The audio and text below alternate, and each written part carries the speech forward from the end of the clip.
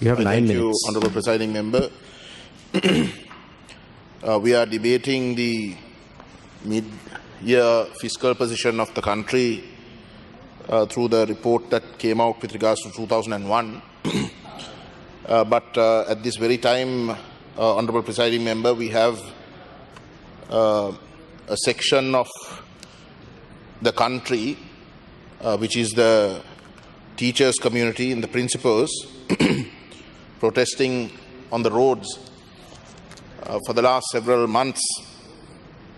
They are a part of society that aspire to create individuals who succeed in life far better than they have done. Their goal is to create better individuals than their own status in life. That is the sort of almost venerated position in which we look at teachers and principals because of that sort of attitude they have. The measure of success is if their student goes far beyond them and their status in society and achieves great status. So that is the section of society today that is protesting. And they've been protesting because of a disastrous decision taken 24 years ago because of the B.C. Pereira Commission that chose to keep the teachers out. It is a fault that every consecutive government has accepted. Even this government, as soon as it came to power, credit to them, appointed the Subodhini Commission. They allowed that commission to have a fairly comprehensive study.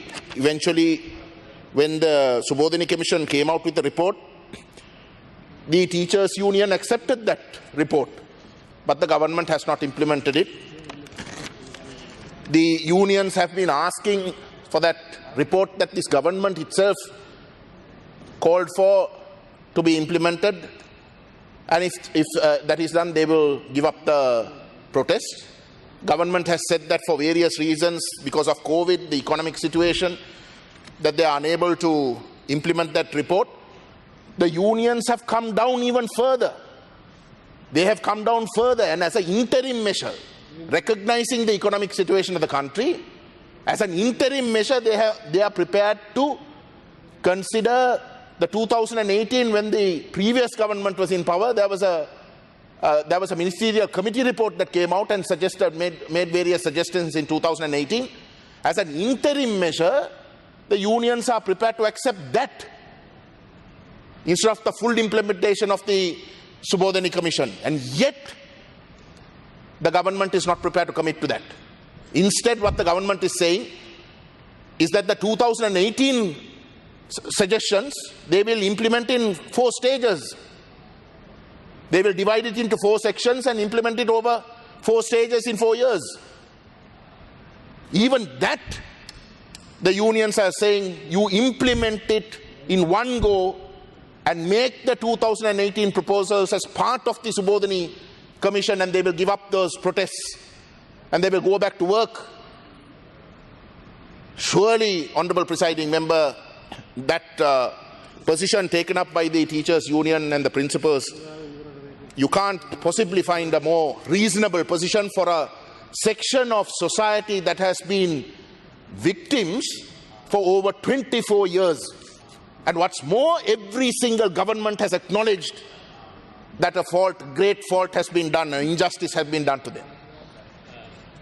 You are not prepared to look into the interest of a section of society that is so fundamental to the country's well-being, in creating individuals who can keep this country competitive in the global context. It's only if the teachers and the principals and our education sector is looked after that we also can expect our children to be competitive. But they are treated like outcasts today for 24 years. There was a commitment in 2012, Honorable Presiding Member, where 3,000 million rupees were allocated, and the unions at that time in 2012 were told that their position will be settled. You ask the teachers union what happened to the 3,000 million rupees and they will say they don't know. How pathetic a situation these people are kept in. This must stop. This must stop if this government really wants to look into the interests of the citizens. Your infrastructure projects, you spend billions, apart from the unofficial corrupt black money that you all inherit. But these teachers who slave drive to create better individuals than themselves in society are being kept on the lurch.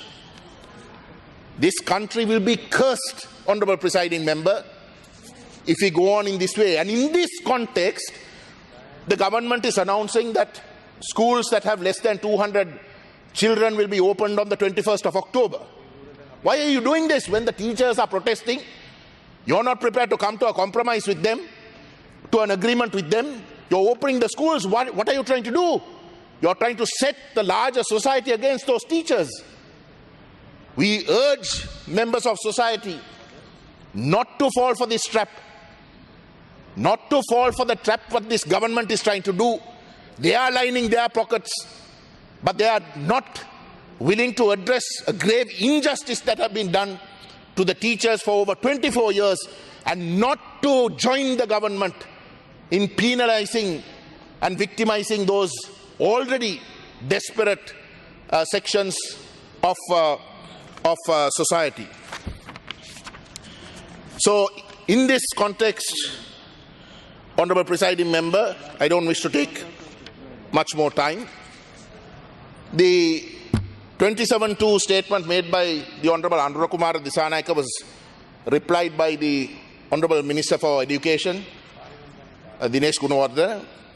Again, he was good enough to say that on the 21st of November, when the budget is presented, the concerns of the teachers' unions will be addressed.